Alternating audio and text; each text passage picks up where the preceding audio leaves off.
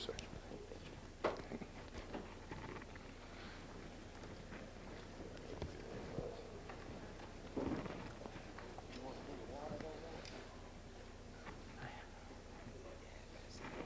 Live it up, it's straight vodka.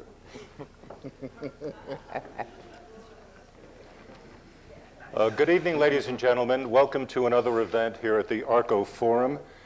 I'm Marvin Kalb, director of the Shorenstein Center on the Press, Politics, and Public Policy here at the Kennedy School, and it is my pleasure to have been asked to moderate this discussion, which we are calling The Future of American Progressivism. This event is co-sponsored by the Harvard-Radcliffe Black Students Association, the Kennedy School Black Student Caucus, the Kennedy School Progressive Caucus, and the Institute of Politics Student Advisory Committee. Now, we are calling our event this evening The Future of American Progressivism because just by coincidence, it happens to be the title of a book that is co-authored by one of our panelists to my left, Cornel West, a book that he has done with the Harvard Law School professor, Roberto Unger. Cornel West is the Alphonse Fletcher Jr. University professor, professor of Afro-American Studies, professor of the philosophy of religion, and it occurs to me that Harvard's got a good deal. They get free professors, but they only have to pay you, right? That's good. And Michael Sandel, who is a professor of government at Harvard and a prolific author on his own and a great teacher. So the future of American progressivism, golly, E.J. Dionne not too long ago did a book in which he said that anybody who thinks that progressivism is dead is wrong. It's alive and well, and he looks toward a rebirth of progressivism as we enter the 21st century. And perhaps to get us started, Professor West, you might give us some insights into, let me read you a sentence here. A program such as ours is not a blueprint, it begins to map out a path. So help us begin to understand the path. Well, first let me say I'm just blessed to be here. I'd like to thank ARCO Center for providing this occasion, and it's always a delight to be in conversation with my very good friend and comrade and brother Michael Sandel, and to be part of a conversation with Marvin Kalb. Very much so. And I'd like to thank Beacon Press for being kind enough to publish another book of mine. I see Sister Deb Chasman, who was the editor of Race Matters and Restoring Hope, as well as this particular text. It's good to see old John Mack as well. But let me start with progressivism, because I think that it's such an amorphous term. It means so many different things. But to Roberto Unger, who wishes he could be here but is now in Brazil, and myself, it means trying to keep track of the night side of American society, usually denied by a mainstream public discussion. And by night side, I mean three things. One, the increasing wealth inequality.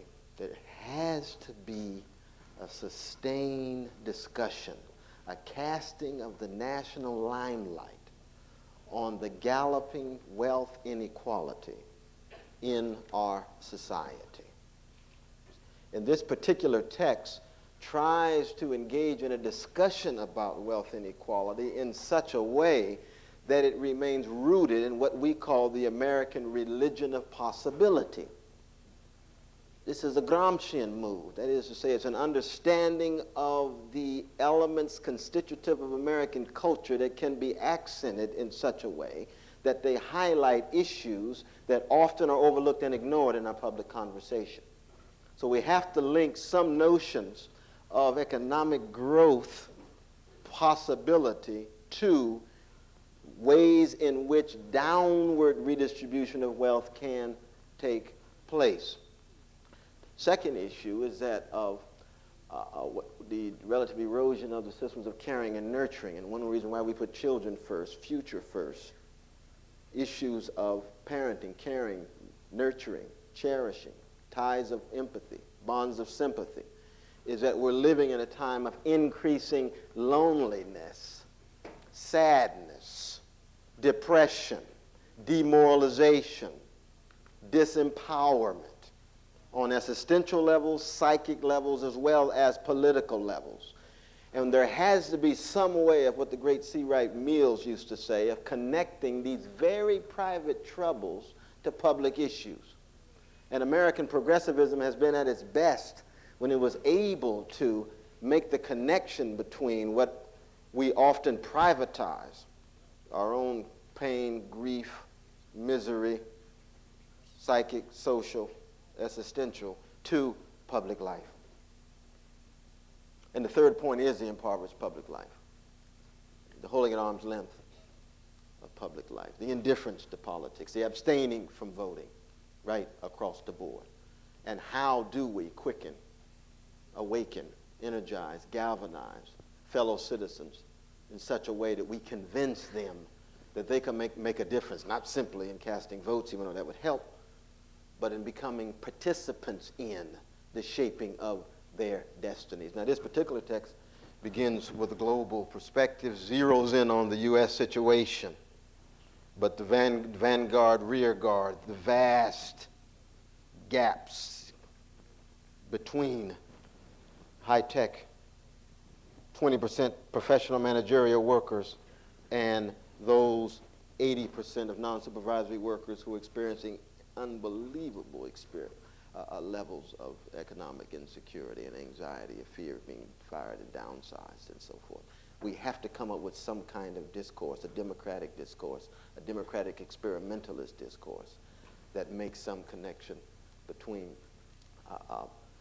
those realities in the form of a affirming of citizenship. And by citizenship, what I mean is what we hold in common, what a democracy holds in common, the fact that each and every one of us are capable of ruling or being ruled, and therefore ought to have a voice at the highest levels in decision-making processes that guide and regulate our lives. Let me stop there. Thank you very much. Professor Sandel, what can you disagree with? Or will this be a love fest? Well, that may be the challenge here tonight, but because I very much admire Cornell's work, and this book in particular, I think, can make an important contribution to, well, starting on the last point that Cornell mentioned, the poverty of American public discourse.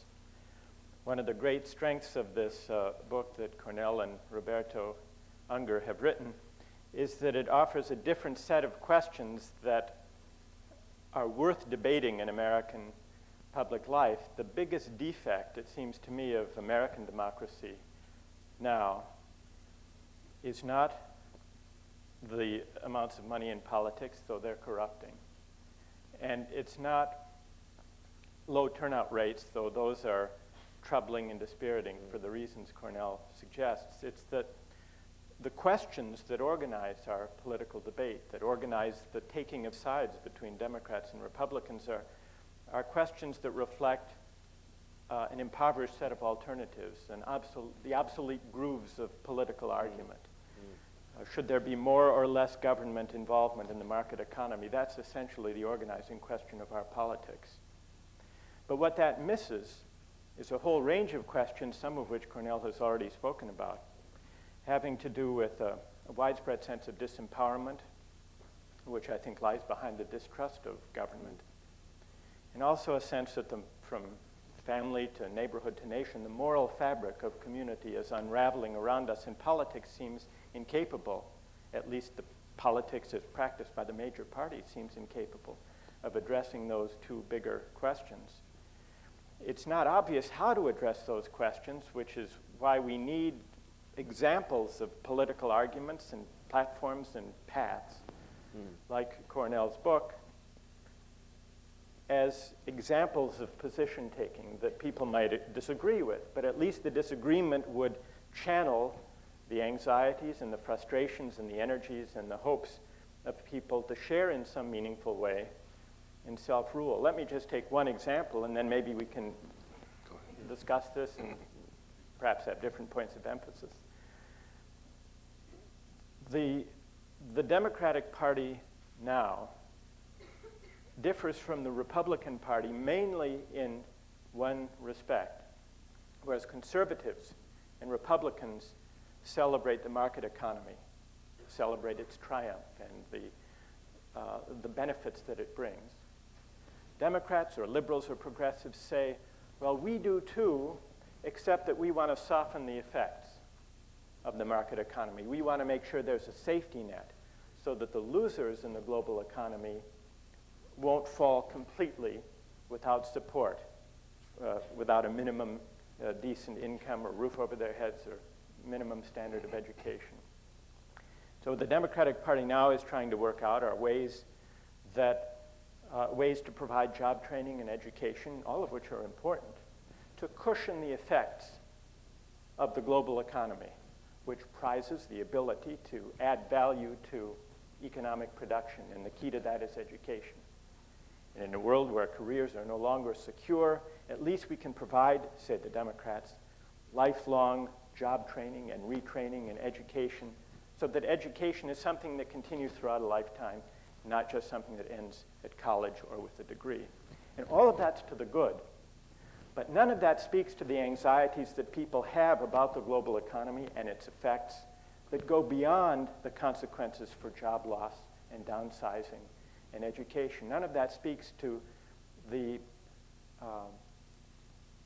frustrations about the loss of self-government, the sense of disempowerment. If the global economy is bigger even than nations, bigger even than the most powerful nation states, including the United States, how can it be true any longer that we really are engaged in a project of self-government? Historically, going back to the progressive era, this was the question that animated debate in the progressive era, when the economy had become national, but politics was still local and decentralized. And people asked, how can we ease the gap between the scale of economic life in the terms of political and democratic activity? How can democratic authority reach big business and the monopolies and the trusts, and that which were now organized on a national scale? The difference between their time and ours is that for the progressive era, that was the central question of politics. The sense of disempowerment that occurred when the economy outran the terms of political arrangements and the scale of democracy. And some said we have to strengthen the federal government to be able to reach big business. These were the antitrusters, the anti-monopoly figures. Sorry, those were the nationalizers. And then there were others who said, no, we need to decentralize the economy. They favored antitrust and anti-monopoly. But they debated that as the central question. If you go back to the election of 1912 between Woodrow Wilson and Theodore Roosevelt, who talked about a new nationalism, this was the question. Today we've got the global economy and national politics. And there seems, again, a sense of disempowerment, a lack of fit. But we aren't debating those questions. And it's not clear what we can do to restructure the economy or our politics to be able to restore a sense of that people can share in self-rule as citizens. Mm-hmm. But Cornell and Roberto's book puts that question at the center of political debate, and I think that's a great service. Mm-hmm. Listening to the two of you, forgive me, one could get very depressed. I mean, is there any room in your vision and in your vision for, I don't want to sound like Pat Buchanan, but is there any room for, in the end of the Cold War, for freedom, for democracy, for a sense of individual responsibility, choice, the growth that comes with the excitement of discovering something and creating something yourself? Well, I think it's a good question, though, because so much depends on what we do. I think any genuine democratic vision ought to be predicated on a blues sensibility. And what I mean by that is that you recognize that so much hangs on what we're willing to fight for, the quality of our engagement, the depth of our courage, and the broadness of our vision. And there's no doubt that if fellow citizens did not organize, mobilize at workplace, managerial greed will continue to run amok. That's a fact, you see. And if we don't do anything, then that managerial greed and running amok will generate the increasing levels of wealth inequality that we're talking about, you see. Same is true in terms of our family lives, our communal lives, and so forth. If we cannot create countervailing forces that have something to do with the non-market values of care and service to others, then the market culture will continue to run amok. And it will continually generate levels of spiritual malnutrition and existential emptiness and the kind of visceral vacancy that we see pervasive in our culture, you see. So much depends on what we do. But we simply have to tell the truth about what's necessary, that's all. I'm not sure you've lifted Marvin's spirits, though, just now. No.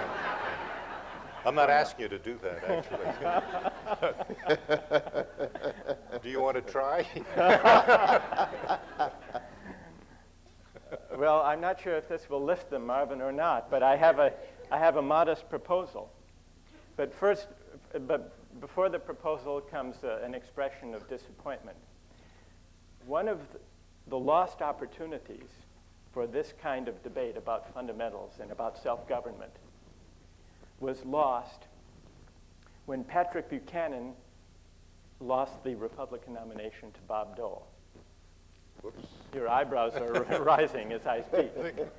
What's he saying? What's this man up to? Because the person, now I don't know whether Cornell would agree with this or not, but it seems to me that in American politics, as we witness it in recent years, the voices who have been asking these fundamental questions about what becomes of self-government under conditions of a global economy? Does it mean that we have to give up on the idea of sovereignty? Is there another way of understanding citizenship apart from the nation state?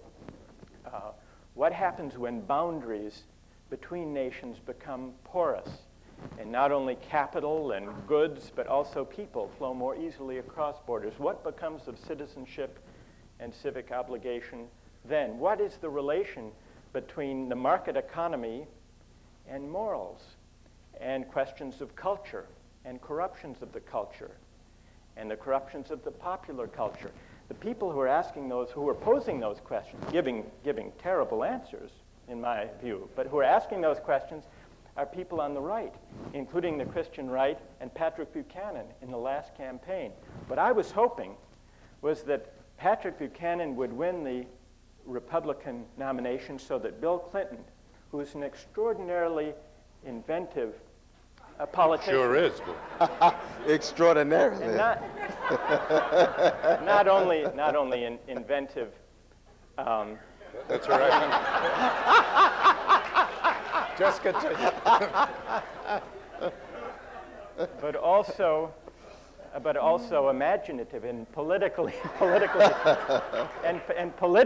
intelligent, would have been forced to address those questions and to define a democratic answer and a progressive answer to the questions that Patrick Buchanan was raising. But he was moving to the center. He was not. If I, this is what I'd like to really.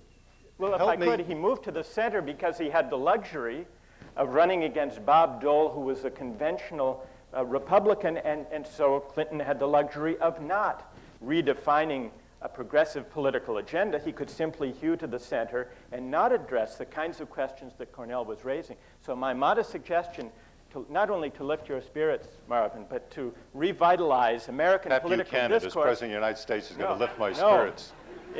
In 1912, we had the debate between Theodore Roosevelt and Woodrow Wilson on fundamental questions. What about a debate in the year 2000 between Patrick Buchanan on the one hand and Cornel West on the other? Ah, you talk. Go for it. Oh, yeah. Yeah, I'd live about 2 days, you know what I mean? I know my fellow citizens. But the thing is this. I got enough death threats, brother. But the thing is that, but what's interesting about Bill Clinton is that he fell prey to a global neoliberal orthodoxy that views markets as idol and fetish, that ascribes magical powers to markets, which is now being called into question in light of the fragility of the international markets. But he moved to that center and stayed there, you see, and was able to generate levels of productivity unjustly distributed Corporate profits up 200% since 1980. CEO salaries up 400% since 1980. Fortune 500 company CEOs, 920% increase. And yet wages still stagnating, just beginning to incrementally increase. CEOs fired, given compensation packages, $120 million, and asked their secretary to take a cut. This is what we're dealing with, you see. But one can get away with that kind of shattering of the social compact between labor and management. In that sense, Clinton's neoliberalism is actually to the right of Dwight Eisenhower. But that's how far we've moved in terms of wrestling with these kind of issues around workplace, you see. And yet we're at a moment now where it's very clear that neoliberal orthodoxy is producing massive social misery. And Jakarta is just the beginning. Brazil is next. Africa already in place.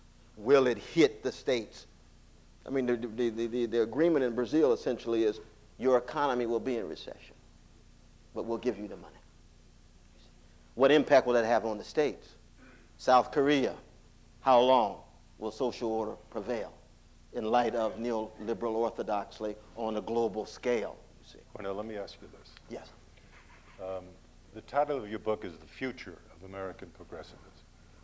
I listened very carefully to your opening statement, and I wrote down some notes here on what it is that is a problem in America, or a series of problems, three major ones that you outlined. But what is your formula for the future of progressivism? Do you see it? Define it for me first, and then explain it to me. Mm-hmm. Well, one, of course, for Democrats, small d, there's no formulas. There's no algorithms, no blueprints. It's simply pass, because you have to be No, but you had something open-ended, in mind you when see. you selected. Oh, no, I've got some thoughts about it. No, I'm sure you Yeah, do. Oh, yeah, I'm sure you do. But no formulas, because we want to stay away from any mechanistic metaphors. Fine. It's open-ended, it's fluid, it's flexible, it's protean. But Cornell, if you're going to talk like that, I'm not sure I'm going to put you up against Patrick Buchanan. You've got to, you want, I Yes, mean, that's true. it is a fair question. It is a fair question, and I'm not suggesting that I have a better answer than you've offered. But don't we have, if we want to talk about a future vision for progressivism, we have to lay out some possible scenarios at least. So Tick off either one of them. We've got programs. We've got experimental programs. Well, let's begin with the first notion that we have here, that we begin with putting children first. I mean, the fact that the richest nation in the history of the world has 21% of its children living in poverty, and 41% of brown brothers and sisters under 7 living in poverty, and 47% of black, 47% of red. That to me is a disgrace. Sweden has 2%, Belgium has 3%, Germany has 6%, Britain has 9%, the United States has 21%, and yet children are 100% of the future. And America is a social experiment in democracy predicated on a better future. What do? Well, we begin to provide resources of an experimental kind. Again, no formula blueprint here, right? For early child intervention, for education. I mean, this is no great, insight. It's just a matter of priority. We have not mustered the political will to make it a priority to provide the resources necessary to ensure that children have equal opportunity. That's a basic kind of thing, you see.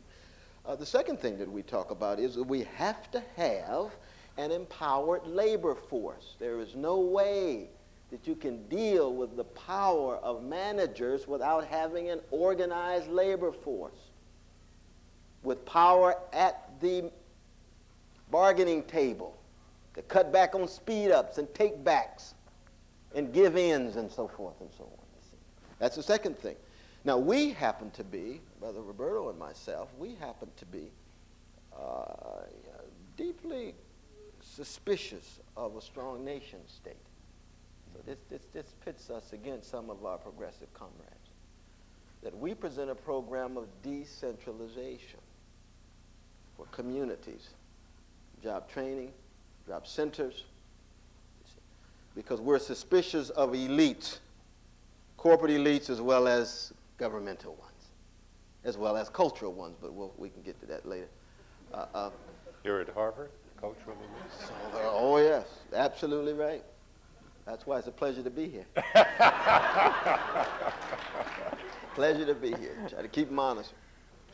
But it means then that very in stark contrast to a Crowley, for example, Herbert Crowley's powerful text, Problems of American Life, 1912, where he called for the Jeffersonian ends being achieved by means of Hamiltonian means. So you actually had a strong nation state to achieve democratic aims. We are suspicious of that, and we spend time talking quite honestly about decentralized forms. And we actually believe in a notion of social inheritance, which is already in place for the well-to-do. We have family inheritance.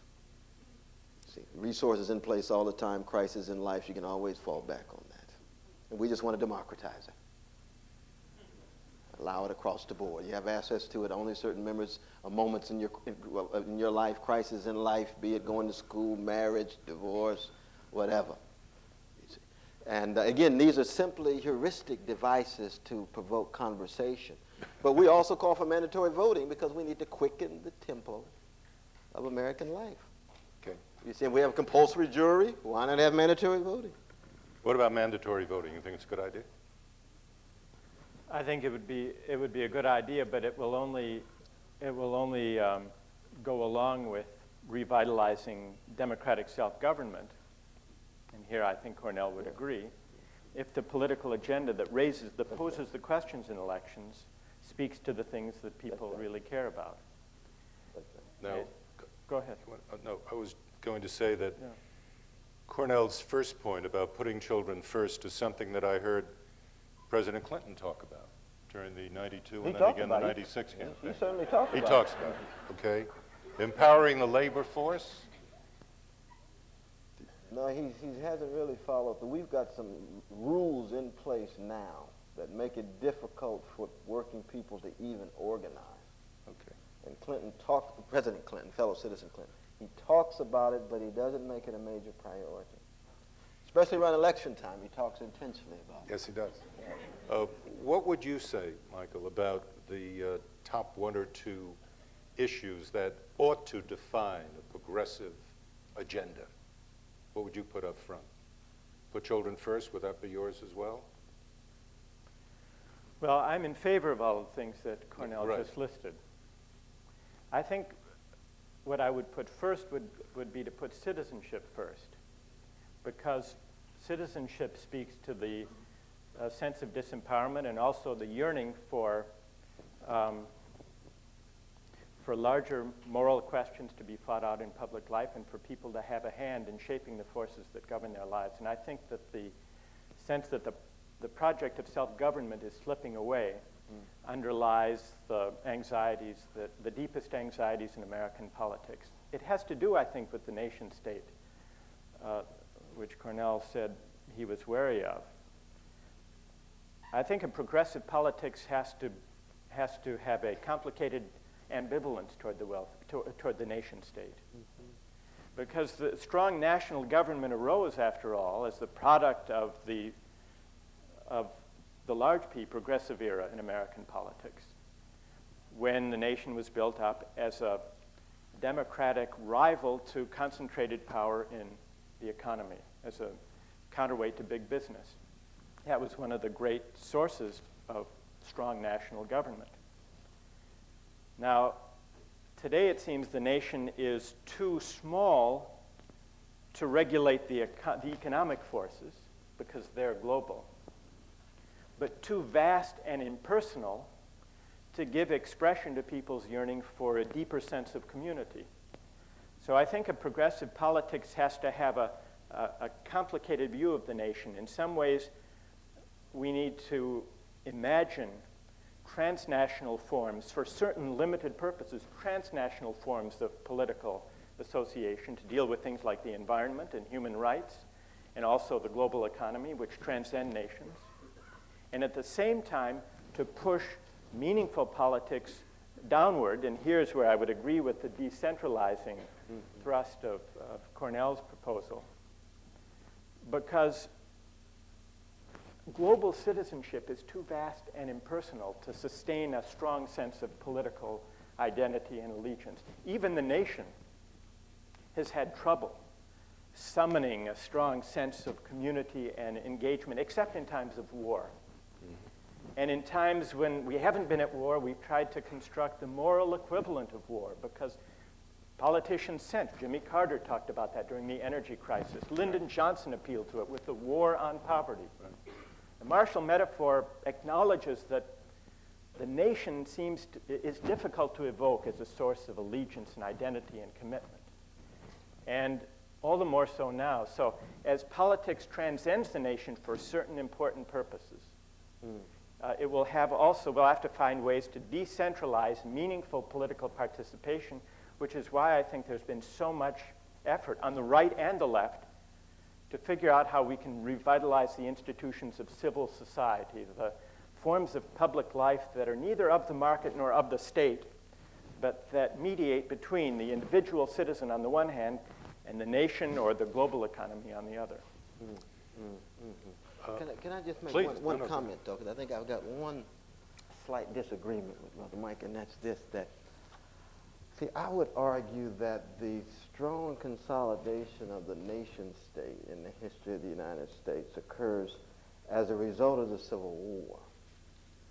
And so there's a sense in which race is one of the contributing, if not driving, factors behind the attempt to eclipse state sovereignty and to use the nation state as a means of not just protecting rights or even defining citizenship. We don't even define what it is to be an American citizen until we get to the 14th Amendment, which has to do with how do you define the status of these ex-slaves, right? So that just shows how constitutive race is in American democracy. But to move from a budget of $60 million in 1861 to $1 billion in 1865 had to do with constituting a national army to break the back of a white supremacist confederacy by a white supremacist union. But it ended slavery, 13th Amendment, though not acknowledged in the U.S. Constitution. That's interesting.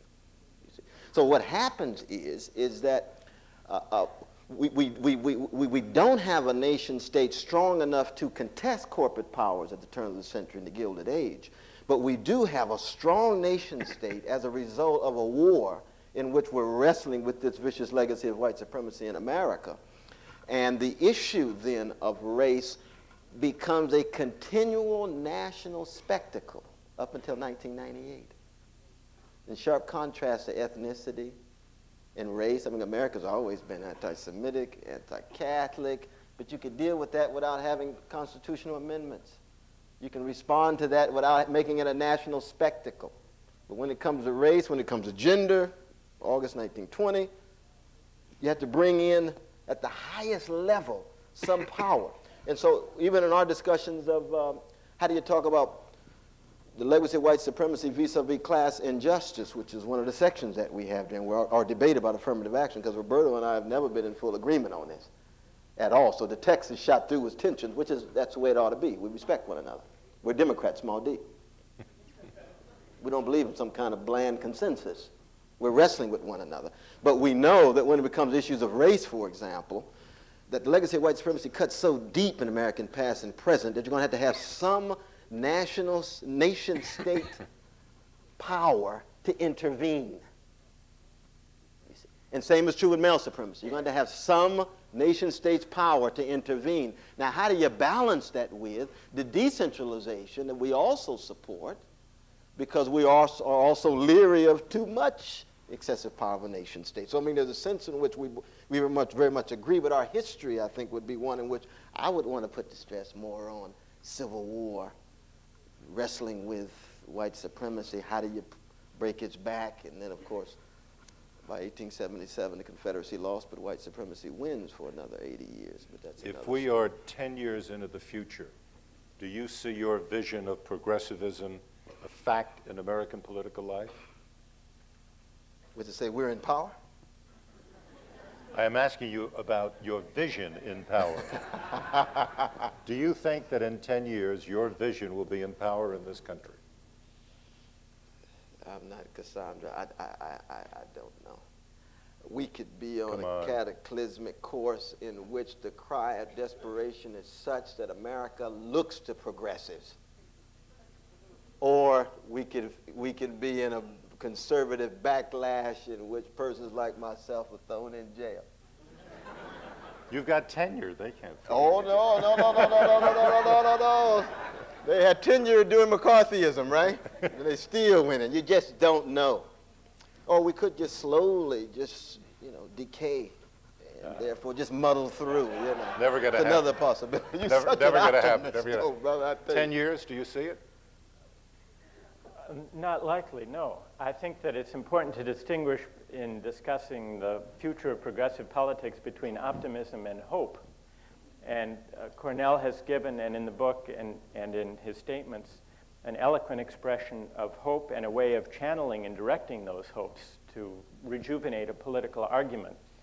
But I think that's different from being optimistic, because the more likely response to the forces that are roiling American politics and giving rise to the frustrations with our political system, the more likely response is the easier response, which is not to embrace complicated, articulated structures of power where some national power is ceded to transnational institutions, and some is decentralized, and some is retained to secure racial justice, but another kind of politics that says we want to take back our sovereignty, we want to take back our culture, we want to sharpen the distinction between us and them, we want to stand up for our citizenship, we want to stand up for traditional values and family values.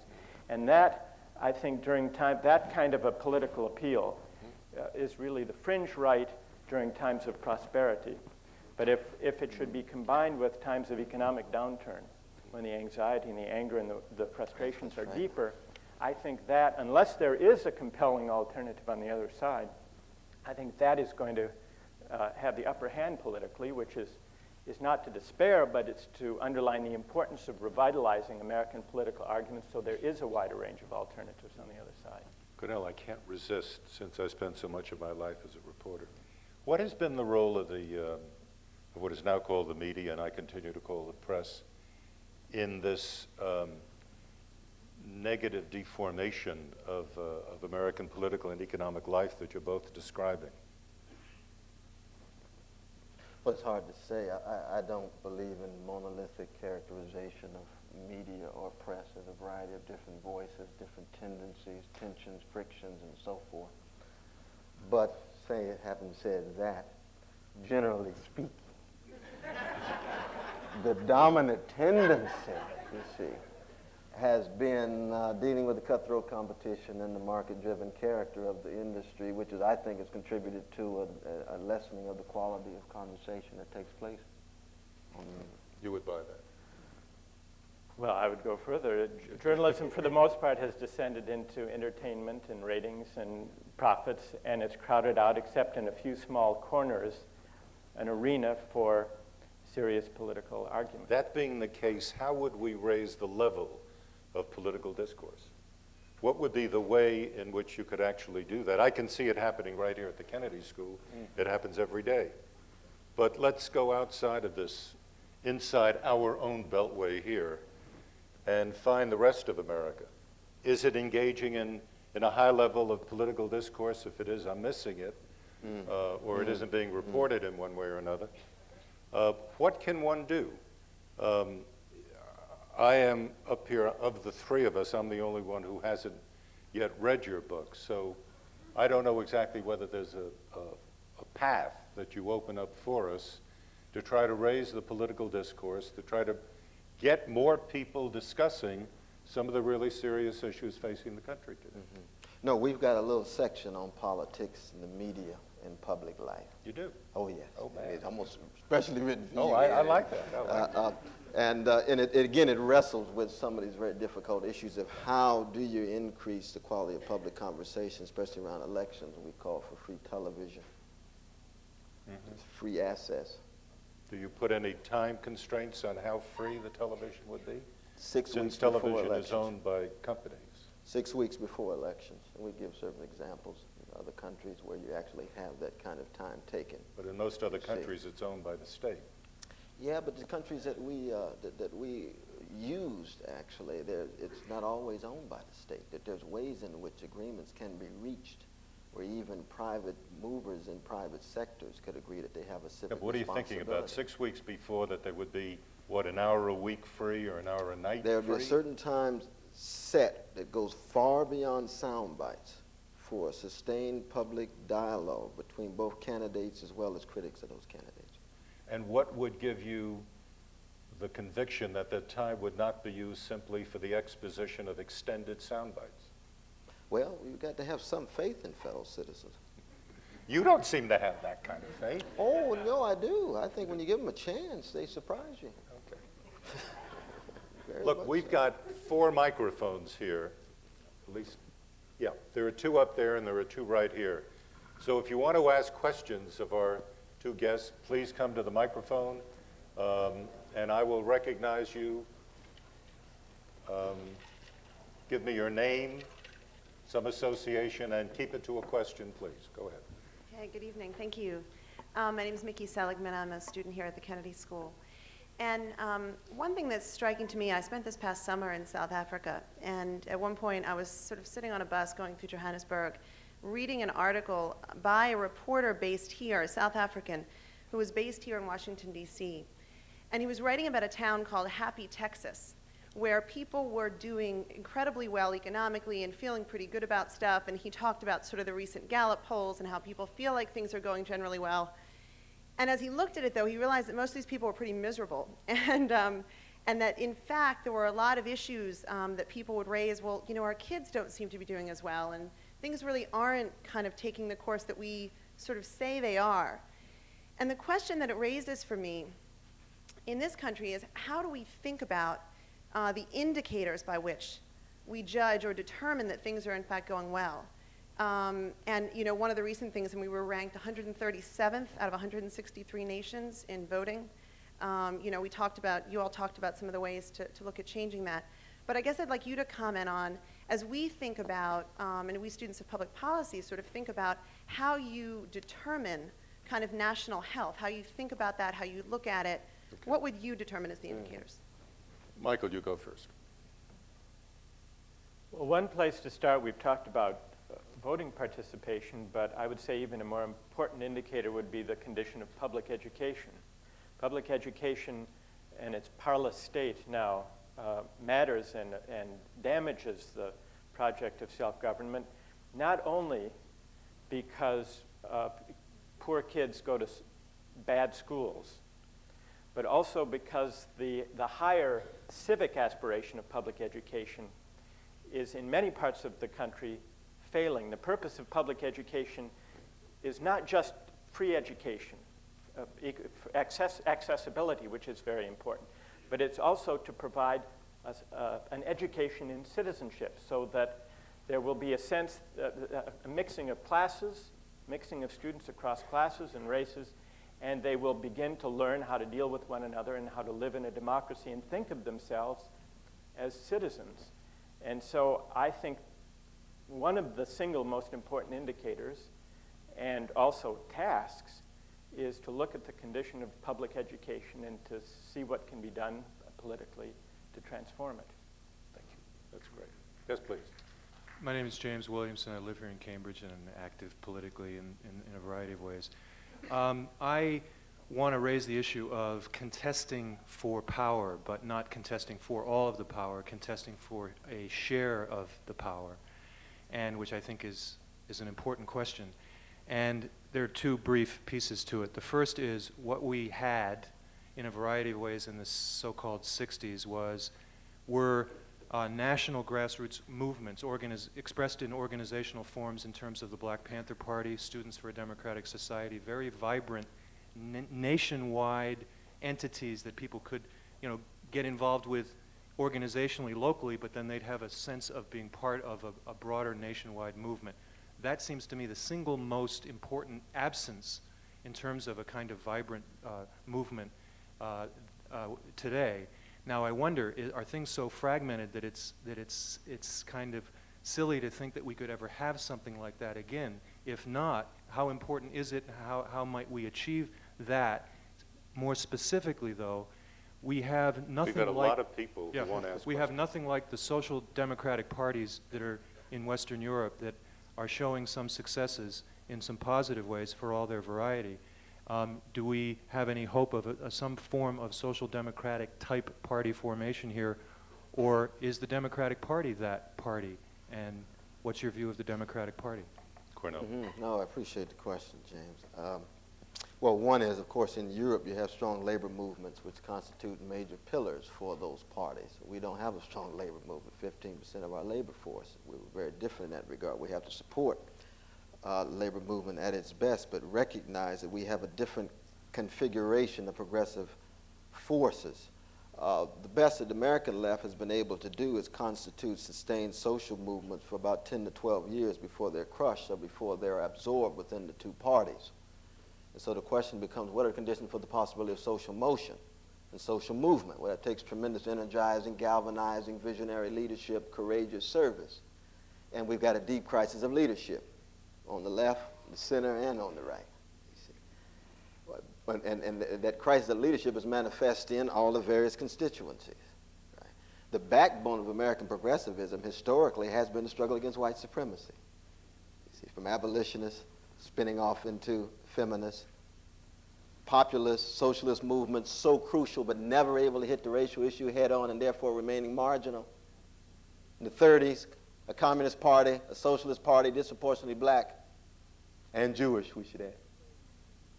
And in the 60s, Brother Martin, Sister Fanny, Brother Stokely, we just lost him, Brother Kwame Ture, serious freedom fighter, 60s until the end of his life.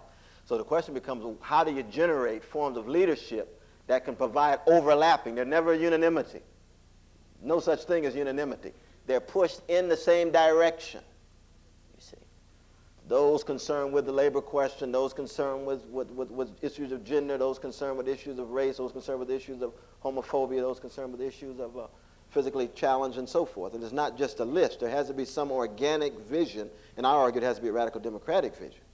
This is where I agree with Brother Michael in terms of citizenship, but it has to have some radical content to it. Now, what are the conditions for the possibility of creating that kind of social movement?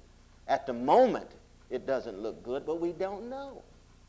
You see what I mean? You just don't know. It's open-ended in this regard. America is a profoundly conservative civilization.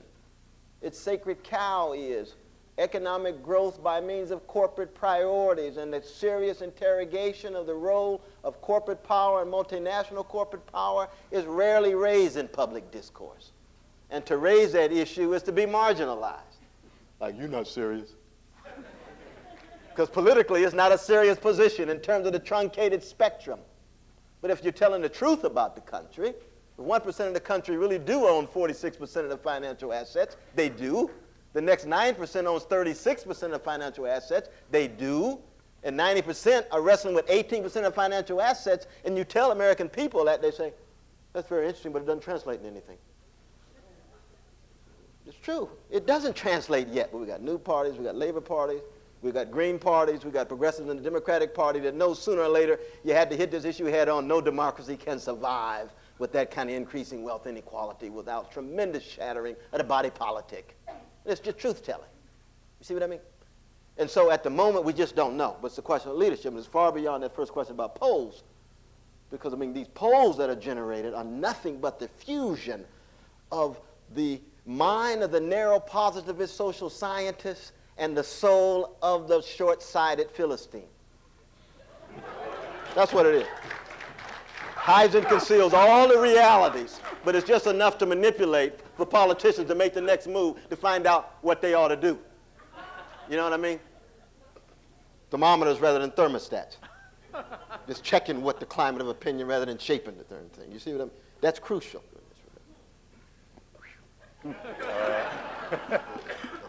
In the balcony. Take that, Robert. Hi, Tim Malone, Sacramento, California. My question. Wow, I should come to the mic more often. My question is to Dr. West. Now, the FBI during the civil rights movement attacked a lot of the progressive leadership in the country. What role do you think the government is playing, particularly the intelligence agencies that we have, in progressive politics today or in politics in general? Do you still feel that they are involved in some distinct way? Well, I appreciate the question. I mean, certainly they're involved in some way. To the degree to which they, what the scope is, it's hard to say. I think at the present moment, it's as much fellow citizens. I was just at a conference in Chicago this weekend for the Center for New Community. Just recently released a new report, 287 white supremacist militia groups in 8 states in the Midwest. There's over 400 white supremacist militia groups active. See, these are fellow citizens who are keeping track of certain of us. You see what I mean? And so, and in fact, they are infiltrated by the state itself, even though they're fighting to overthrow the state, but keeping track of brown, black, red, visible figures, you see. So that you have an interesting configuration of forms of surveillance from fellow citizens on the one hand, and then certain elements in the FBI, in the nation state. But myself, I think for most progressives these days, you had to keep track of both. See, in Martin's day, in the 60s, Malcolm and so forth, they always had the threat of fellow citizens, but the sophisticated surveillance was J. Edgar Hoover. That's no longer the case, not with computers, not with modern technology, postmodern technology. You see what I mean? So that you've got a number of things that work. I think, again, that has one of the reasons why it's so difficult to generate a social movement. Because it's difficult to convince fellow citizens to put up with all that mess when they got one life to live. For only 60, 70 years, that's it. You know, and it's hard in a market culture to convince people that there's something greater than the ego and self to live and die for. And that was not the case in the 60s. So that's another reason. Thank you. Question, please. My name is Eric Rausch. I'm a graduate student at MIT. You propose that some political activity should move to transnational organizations, yet at the same time, power should be devolved to lower levels. Can you be a little more concrete about how that might happen? Les Michael to try that one. You Well, take that. for certain purposes, like global environmental accords, we have gradually to build not only the kind of agreements that are being thrashed out in Kyoto and in Argentina, even as we speak, but you have to be able to persuade people that at least for this purpose, for the sake of the environment, we have to think of ourselves as citizens of the planet. That gestures toward a wider citizenship, even than national citizenship, because ultimately nations will have to make sacrifices and persuade their citizens to make sacrifices on behalf not just of the nation, but of a global environmental commitment. So for those purposes, and maybe also for human rights purposes, it'll be necessary to imagine and create a civic education for global citizens. But for other purposes, most of the time we live our lives by smaller solidarities than global ones. And politics has to recognize that fact. So for purposes of education and culture and other sources of public life that sustain identity, maybe language, we have to have a politics that is devolved from the nation state and located at levels closer to the neighborhoods and communities where people live and identify in a more direct, immediate way. And what that means is that we have to have a kind of citizenship and civic education that can sustain complex identities with multiple overlapping obligations and senses of membership. And it's hard to hold together complex identities in the modern world like that. And it's much easier to say, we want to shore up the distinction between us and them, harden boundaries and borders. But this politics has to move in the opposite direction, and what we need is a civic life and a civic education that can nurture the identities of complex citizens with multiple identities. And that's a very difficult task, because people will yearn for simple, clear, authoritative kinds of moral identities. I don't know, Cornell may know whether this is a natural human yearning of the human heart, I don't know, but most... Yeah, I don't think so, but it's a dominant one. And it's very hard to find an alternative politics that has to be multi-layered and enable people to live with the complexity and the conflict and the tension of complex identities. But that's what we all have already. The question is whether we can find a politics that can make that explicit and find institutions that can nurture that capacity. My responsibility as moderator is simply to point out that the time will move on relentlessly. And I notice there are a lot of people who would like to ask questions. I would like to get to as many of you as possible, but that will not be possible unless we all contain our eloquence just a bit. Please, go ahead. That last comment was actually a perfect segue into my question. My name is Sarah Gibb, and I work with the Unitarian Universalist Association and the United Church of Christ. And I'm very familiar with how religious conservatives have worked very hard to bolster and strengthen the conservative movement. And I would like to hear you comment on the role of religious communities in strengthening and bolstering the progressive movement. Well, that's a crucial question. I'll try to be brief. No, go ahead. But that's a crucial question because there's simply no way that we can talk about a future of American progressivism without talking about religious institutions, churches, mosques, synagogues, temples, and so forth. 94% of Americans believe in God, 72 believe Jesus Christ, Son of God, 39% spoke twice with God last week. So, I mean, we got deeply religious sensibilities among fellow citizens.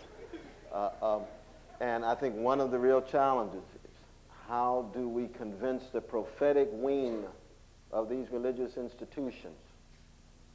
All religious institutions have a prophetic wing. That wing is by no means dominant. Most religious institutions contribute to the prevailing forms of oppression in the present. Most do. They're patriarchal, they're homophobic. The white churches have been on the cutting edge of being pro-white supremacists, but there's moments in which they're teased out. This links in part to leadership again, you see.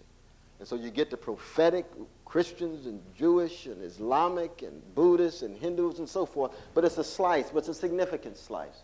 And we have to be able to speak both to that slice as well as the moderates, you see. The conservatives are able to seize these institutions because they're tilted in that direction.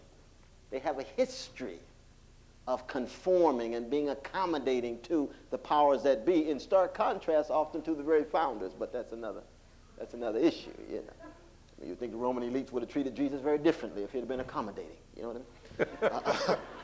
But it's a different, but the challenge is, can the secular left meet that challenge? I mean, respond to the churches and mosques and so on, and that's part of a tension that we have. I'm thoroughly convinced there'll never be an American progressivist movement without the religious left playing a crucial role. But that religious left will never be the vast majority of religious Americans. It's simply not the case, seems to me. Thank you. Thank you very much. Nobody here. Okay. Up there, please. My name is Rob Christensen. I'm a student at Harvard. And my concern is you guys talk a lot about democracy and increasing people to the polls and things like that. But to me, to a certain extent, that can be very worrisome. I look at California with, just the hundreds of initiatives and things that go through. Personally, coming from Colorado, you look at things like Amendment 2, crazy tax structures. You look at Arizona, where you have I look at elders. Your question. Sorry. But you look at all those. What happens if the Democratic getting people to vote ends up being against progressivism, against the things that we believe are right? Thank you. Michael. I think it's an important point. There's no guarantee that turning out more voters necessarily will increase the progressive political agenda. I think that's true. The case for increasing turnout is really has to do with affirming the ideal of American democracy. And this is why just turnout by itself isn't enough. For, requiring people by law to vote is a palliative. What really matters is conceiving a political agenda that addresses questions that matter to people so that the agenda and the questions motivate people to turn out to vote. And that's what matters. And you're absolutely right that the vote could surge, and there's no guarantee that that would support a progressive political agenda. Thank you, Mike. Yes, please. My name is Glenn Roth. I'm from McLean, Virginia. I was wondering what you thought of the parallels that some people have drawn between the technological revolution of today with the industrial revolution of the past, which was followed by the progressive era, and if you think we're headed towards a progressive movement down the road following the technological revolution. Now, there, Cornell, is an optimistic question. Yeah, well, I mean, I think that there's always a possibility. There's always a possibility. What was interesting about the Industrial Revolution was it took place under the aegis of capital, of corporate elites and bank elites, robber barons, tycoons, whatever we want to call them, during the Gilded Age, in which a weak nation state was deferential vis-a-vis private corporate power. And the nation was shaped in the image of those corporate powers that made it difficult to cast a national limelight on corporate power. It became the necessary conditions for the possibility of talking about American democracy rather than part of the conversation. And it was up until the 1930s that we're pushed into a catastrophic, apocalyptic situation. And unfortunately, in the history of American democracy, when it comes to issues of class as well as race, we usually wait until we're in a catastrophic state and decide, maybe we ought to do something about this. You know, Civil War, 1960s, 1930s. You see what I mean? And that's precisely what our text is trying to prevent, that we think we can have a sustained democratic public conversation about democratic possibilities before we reach that point. And what was interesting about the 1890s, as we know, is shot through what they call panics, which are nothing but small-scale depressions that generated populist movements, progressive movements, but what? A moment in which black folk under conditions of Jim and Jane Crow. That is no longer the case. We have de facto segregation, but black folks are now so constitutive of American life that any discussion about progressivism could not overlook, like Crowley, like the great Walter Rauschenbusch of the social gospel movement, the issues of race. Very different moment in the 1990s. But that means then that added factor makes it qualitatively different. And hence we have to begin to acknowledge the ways in which we can talk about this issue such that we're not ostrich-like, as were most of the progressives responding to the Industrial Revolution under the aegis of capital. So, I mean, possibility, yes, of course. Definitely, you know, I don't want to downplay the possibility. I think we have a real possibility, but we're cutting against the grain. Yes, please. Hello, my name is Matt. I'm a student here at the Kennedy School. A very practical question. I had the opportunity, the pleasure to hear the Lonnie Guinier Tanner lectures last week, and she's one of the few people who has been an outspoken supporter of electoral reform and forms of proportional representation. We've talked a lot about the possibility of third parties and progressive parties, and even as a way of opening up the political dialogue. I wonder if either of you have an opinion on that subject, and whether or not you think that that's a good tool, and a tool going in the right direction for progressivism. Well, I've got so much respect for Lonnie Guinier's mind and vision and so forth. We spend very little time in this book on proportional representation because we see it as cutting so radically against the grain in the history of the American political system that we see very little possibility there. It's not that we're not open to it, but we spend very little time on it. We have been quite supportive of new parties, but of course you've got courts who dictate conditions that allow for whether there's chances of such a new party, third party, or not, you see. So that we're very much open to it, but we see it cutting so radically against the grain of the American electoral system that we're spending much more time in other spheres of public life and trying to rethink that as much as we're open to what Lonnie Guinier has to say. I'm sorry I didn't get a chance to attend that, though, but I know she'll give me a copy. I can read it. She's a good friend. Yes, please. Hello, my name is Danny Nelson, and I'm a student here at the college. What a blessing that you two are here at Harvard. I really want to appreciate you for being here. The first thing I want to ask about is the media. It's hard for me to imagine the media being an objective source of information until they're decorporatized. For example, we have Disney and GE and Westinghouse owning CBS, NBC, ABC. GE and Westinghouse both make nuclear weapons, and Disney is one of the most reactionary companies that exist now, okay? The second question is, how systemic are the problems? That was not a question, but, how but to if you'd like to ask a question, that's fine. How to decorporatize the media, how to give us more objective information. Okay. The second question is, how systemic are our problems? Is it not systemic that the wealthiest 250 individuals on the planet own more than the 3 billion poorest? Okay, how systemic, how can we approach the systemic difficulties instead of just putting Band-Aids on the problems, right? Thank you. Michael? Well, back in the days, Marvin, when you were a correspondent for CBS and NBC, I'll bet you had no idea, not much idea, on a day-to-day basis of the rating that night that your news program had, or did you? The answer is no idea. No idea. And I suspect that It wasn't very important to me at all. But if we took your counterparts today, I'm told that today the correspondents or the anchors of the major networks news on their computer terminal every day can call up, maybe it's called up for them, I don't know, the overnight rating of last night's show and where they stand in relation to The producers generally do that. Some of the anchors do that. Very few of the reporters do that, even today. But it does, I think it is fair to say that the climate is so different. And it has to do with, it used to be that the network news programs were prestige items for the networks rather than profit centers.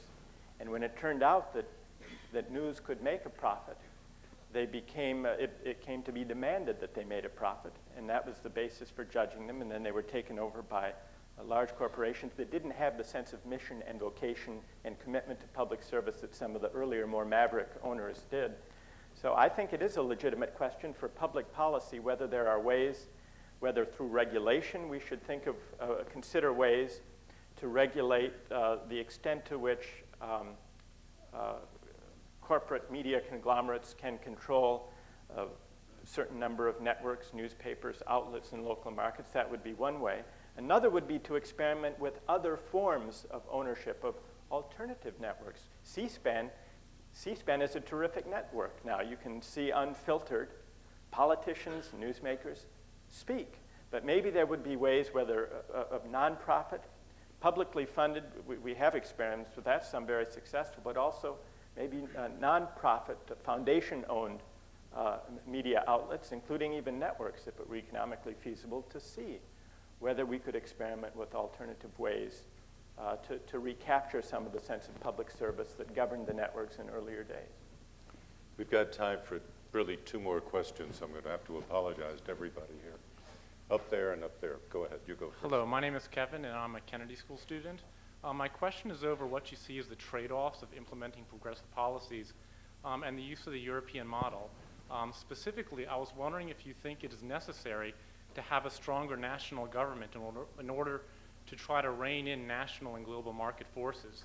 And secondly, if you think that it is necessary to sustain higher unemployment and lower levels of small business ownership, as they have in Europe, in order to restrain the market and bring it under control.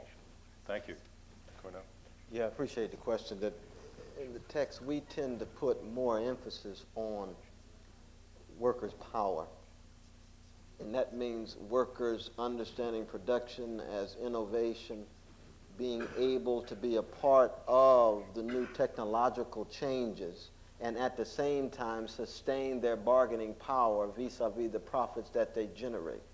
So I think in many ways it could be too easy to turn to national government as a way of taming these international market forces and downplaying the fundamental role that workers who must be part of this new moment of global capitalism, themselves constituting a countervailing force.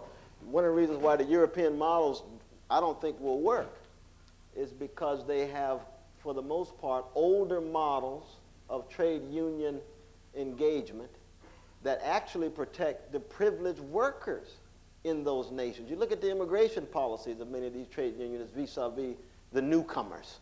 They're not on the cutting edge of bringing in the new workers at all. The Turks in Germany or Filipinos in Italy and so forth.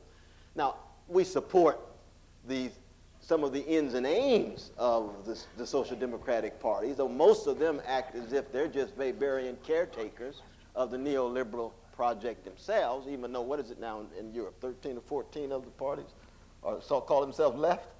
But they're not really left, they're just there. You know, I mean, they're better than the right, but they're not really left in any serious way. And so we are not nostalgic about the European models, even though we're open to learn from them. And it's not going to be a matter, we don't think, of just looking to national states, even though it has a role to play. It's going to be dealing with the ever-changing workplace and trying to ensure the bargaining power of the new kinds of workers vis-a-vis the new kinds of managers. Thank you. Yes, please, in the balcony. Hi, my name is Monica Henderson. I'm a senior at the college. And I was wondering what your thoughts might be on the question, what might the role of the artist be at the turn of the century in terms of being a voice for the citizen in the future? The role of the artist. Yes. Cornell? No, Sister Monica, that's a fundamental question. When you look, for example, in the lives of young people these days, where art, especially music, is the last form of transcendence in such a decadent world. It provides some critical distance from the pain and the hurt given their shattered families and neighborhoods and so forth. That the arts will play a fundamental role if the arts can have some public prominence and acknowledge their civic contribution. If it remains solely privatistic, solely individualistic, and it must speak the truth at the individual levels, because we all born alone, die alone, so there's no way that we're always civically bonded. But it has to be able to relate that existential with the civic. And I think we have examples of that. Anna DeVere Smith and others have been marvelous in providing public discussions of the most delicate issues that most of our politicians can't engage in. And that's wonderful. But we need more of that. And this is so true when it comes to musicians. You know, it's so true when it comes to musicians in this regard. Hip-hop culture, for example, has certainly told more truths about black lives than most politicians I know. There's just no doubt about that. They're just trying to engage in the hurt and the pain, and they do it in their own way. And most of the politicians turn the other way. Best of all possible world, strongest economy, strongest performance. What are you talking about? If you've been in the prisons lately, tell the truth. Do you know that the incarceration rate among your black men is such that it is beyond belief? And they couldn't be born that way. Something must be wrong. You know what I mean? That's what our artists are saying. It's got to be socially constituted in part based on our priorities. But that is a major contribution, it seems to me. And that's just one small example among many, many others. And you know, I have a preference for the theater. Not personally as a performer, but as as a spectator who appreciates the grand legacy of O'Neill and Tennessee Williams and others who are so many of our great truth tellers and who we would rather ignore, and yet they are as American as cherry pie. They just told some painful truths that we don't want to come to terms with. Well, our last question is going to be asked by Michael of Cornell. Before I get to the question, Cornell, what you just said now about art and being a spectator in the theater reminds me of Rousseau's account of the democratic theater, which blurred the distinction between the spectator and the actor. Yeah. What happened? What was it? Well, his idea was that I thought it was apropos Cornell's renunciation of having any part within the theater except that of the spectator. But Rousseau's idea was that where people sit in dark, cavernous places and watch something that goes on by actors on a stage, there's something deeply anti-democratic about that. The kind of theater appropriate to democratic citizens, Rousseau thought, were public celebrations, where the distinction between the actor on the stage and the spectators was broken down, where people joined in civic festivals, public festivals and celebrations of a spontaneous kind. And Cornell's last comment, last seemingly modest comment, reminded me of that ideal of Rousseau. Of the That's very interesting. That's very interesting. But that wasn't my question. Well, you know, there's a sense in which, though, that Chekhov actually took it a step further. Because that is to say, for the Democrat, it's precisely those undramatic dimensions of human experience which one is concerned about, because there's drama there. It's in the quotidian, it's in the everyday, it's in the humdrum, it's in the familiar, as it were. And for Democrats, Whitman-esque legatees, that's where so much of life is lived. And that therefore I do believe in the dramatic as opposed to the theatrical, because the dramatic is the drama in which we find ourselves in the lived experience that we enact day in and day out with nuance and gesture, as well as with silence and language. And that's the terrain of the Democrat. That's what Maeterlinck understood, Maurice understood, that's what Chekhov understood, you see. And that's the continuity between the dramatic and the democratic, because the dramatic is nothing but the acknowledgement of the conflicting elements in each of our lives, mediated with our passions as well as our thoughts. And democracy is essentially wrestling with the conflict, the elements with our thoughts and with our passion, but being open enough to acknowledge that we could be wrong, being self-critical, and so forth and so on. And so there's a sense in which I'm a little leery of Rousseau, only because Rousseau puts it in the public and the private tends to drop out, whereas it's precisely the private where so much of the richness lies, and it's also a countervailing force against the authoritarian consequences of a Rousseauistic view, which would highlight the public celebration and downplay distinct individuality in the face of an anonymous unanimity, which is the makings of an authoritarian project. You see what I mean? Okay, ask your question. That's what I mean. Just, I mean, Chekhov deserves a little time. My question has to do with the democracy of everyday life, so it's not entirely unrelated to this. The one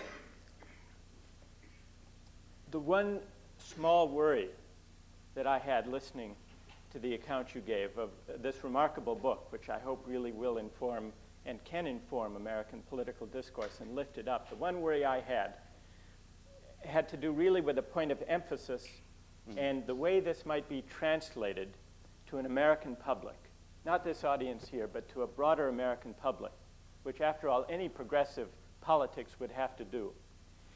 My worry came when I was listening to you talk rightly, and I agreed, about the maldistribution of income and wealth, about the gap between rich and poor, and about the demand of social justice to do something about it. I agree with all of that, but it seems to me that if you look at American politics and how this concern might be translated into a politics that could be affirmed by a majority of Americans, the way to think about the gap between rich and poor is not from the standpoint of the injustice to those who are on the bottom, though it is an injustice, and not to talk primarily in terms of class, though there are elements of class in the background, but to talk instead about the effects of the gap between rich and poor on the democracy of everyday life, on different patterns of life that emerge when the gap becomes too great, on the destruction of common places. We talked about public schools that bring together, that have a class mixing function.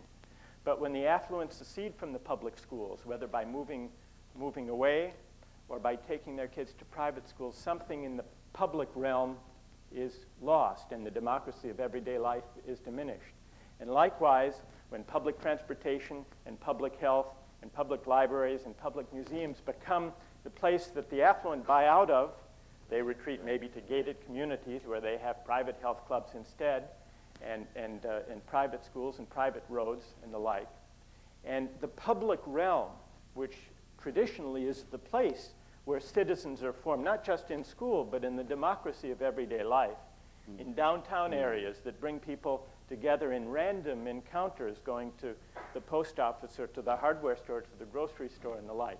But when the gap between rich and poor leads people to live such different ways of life that you can tell who they are and where they live and what their values are by knowing their zip code, then it seems to me there's a crisis of community and also of civic life that can be appreciated and understood as a cost, not just by those on the bottom, but by Americans of different classes and walks of life, even as they may retreat to gated communities or to safe havens of privatized activity, understand that something is lost in the democracy of everyday life. Wouldn't that be a better picture to create, both in describing the problem, the loss, the hollowing out of the public realm, and also as a program, not to focus on the redistribution of income and wealth as such, but to focus on investment, massive public investment in the civic infrastructure, the civic landscape that makes a public life possible. That, it seems to me, is a more promising way of translating these ideals into a democratic politics that might have some hope of commanding a majority of Americans. My question is, what do you think? The question is well put, though, and I think that both Roberto and myself would agree that that's certainly one crucial way of talking about it, and it is operative in the text. There's no doubt about it. That is to say, we do believe that there's got to be ways of appealing to richer notions of citizenship so that we don't view ourselves solely in terms of class identity or group identity. It's a democratic identity. But we recognize that there's two distinctive questions that any Democrat asks. This is true from Cleisthenes to Martin Luther King. What are the ways in which arbitrary power contributes to unnecessary social misery? And when you raise that question, you are tilted toward the most vulnerable in any society, be they peasants in debt in Athenian democracy, be it homeless in America 1998.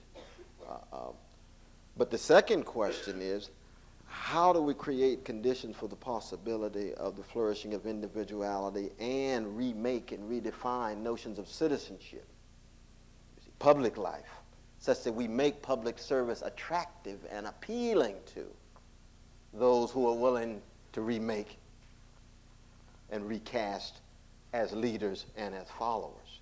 Those are two crucial questions. They go hand in hand. The first question tilts toward what I was emphasizing tonight. You see, I think it's just because I think democracy in the end is a response, it's a collective response to the problem of evil in the human condition. It's an anthropocene. It's a human response to unjustified social misery.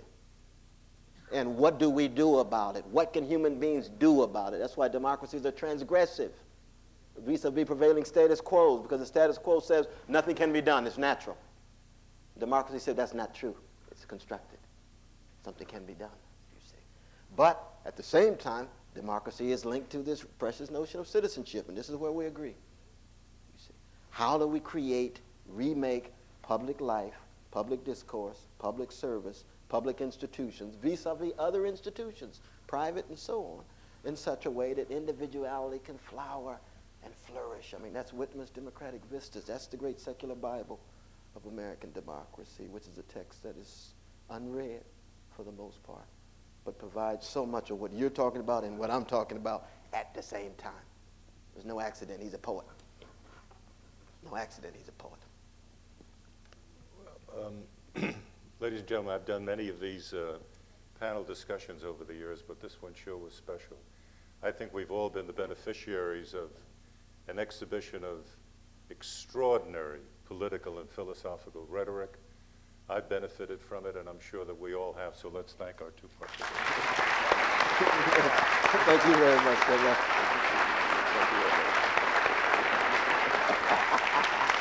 Always a blessing. Always a blessing.